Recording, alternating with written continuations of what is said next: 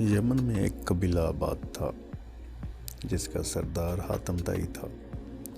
اس کی سخاوت کی وجہ سے دنیا کا ہر شخص اس سے واقف تھا۔ کہتے ہیں کہ روم کے بادشاہ کے دربار میں ایک دن حاتم طائی کی سخاوت کا تذکرہ ہوا۔ ایک شخص نے بتایا کہ حاتم طائی کے پاس عمدہ نسل کا ایک گھوڑا ہے۔ وہ خوبصورت اتنا ہے کہ جو بھی دیکھتا ہے اس کی تعریف کیے بغیر نہیں رہتا۔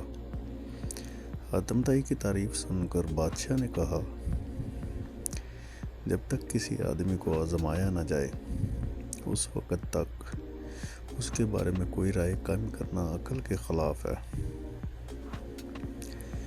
بادشاہ نے وزیر سے کہا، تم جاؤ اور حاتم طائی کی سخاوت کے بارے میں ہمیں معلومات فراہم کرو اور اس سے کوئی ایسی چیز طلب کرو جو اس کے لیے سب سے زیادہ عزیز اور سب سے زیادہ قیمتی ہو۔ آپ اس سے اس کا تیز رفتار گھوڑا طلب کریں۔ ایک درباری نے کہا۔ بادشاہ کو درباری کی یہ بات پسند آئی۔ اس نے وزیر سے کہا کہ تم حاتم طائی کے پاس جاؤ اور اس سے اس کا گھوڑا مانگو۔ اگر وہ گھوڑا اصرار کر دیتا ہے تو حاتم طائی یقیناً سخی ہے۔ وزیر اور بادشاہ کے درباری سفر طے کرتے ہوئے رات کے وقت حاتم طائی کے گھر پہنچے۔ جس وقت یہ لوگ وہاں پہنچے موسلا دھار بارش ہو رہی تھی۔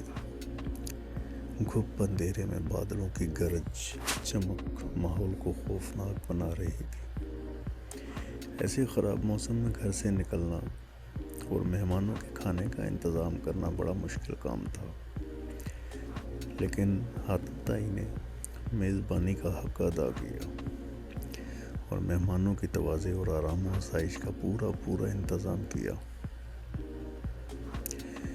دسترخوان پر لذیذ بنا ہوا گوشت کھا کر مہمان خوش ہو گئے اور سفر کی تھکان اتارنے کے لیے آرام سے گہری نیند سو گئے۔ صبح کے وقت بارش تھم چکی تھی اور فضا صاف ہو گئی تھی۔ درخت دھلے ہوئے اور ٹھنڈی ہوا چل رہی تھی۔ ناشتے کے دوران وزیر نے مہمان نوازی کا شکریہ ادا کیا اور کہا کہ ہمارے بادشاہ کے سامنے آپ کے گھوڑے کی بہت تعریف کی گئی ہے۔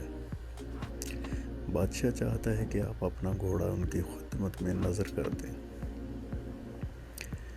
وزیر کی بات سن کر حاتم طائی افسوس کے ساتھ ہاتھ ملنے لگے اور افسردہ لہجے میں کہا، اگر آپ گھوڑا لینے آئے تھے تو یہ بات آتے ہی مجھے بتا دینی چاہیے تھی، لیکن اب میں مجبور ہوں، اس لیے کہ میرا پیارا گھوڑا اس دنیا میں نہیں ہے۔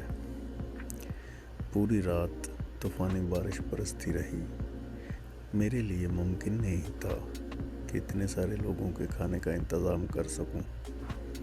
یہ بھی ممکن نہ تھا کہ گاؤں سے ضیافت کے لیے کوئی جانور منگوا سکتا، لہٰذا میں نے گھوڑے کو ہی ذبح کر دیا اور اس کا بنا ہوا گوشت دسترخوان کی زینت بن گیا۔